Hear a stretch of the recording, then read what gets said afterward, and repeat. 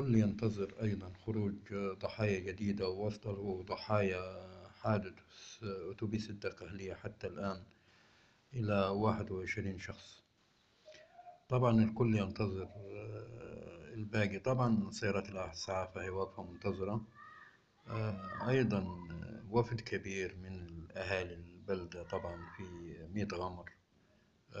الكل ينتظر يشوفوا آخر الضحايا وآخر خروج الضحايا من الترعة.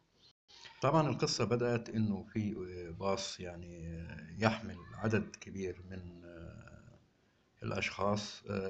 يقال إنه السائق نام أثناء القيادة، مما تسبب في نزول الأتوبيس ترعة الرياح اللي هي خاصة في ميت غمر في الدقهلية، فتسبب في مصرع أكثر من 21 شخص حتى الآن، وجاري البحث أيضا عن ضحايا أخرى.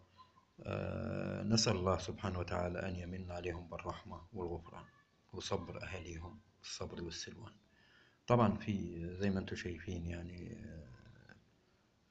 إدارة مرور وعدم الاقتراب من مكان البحث، وعدم تعرض الأهالي لشيء من القلق يعني.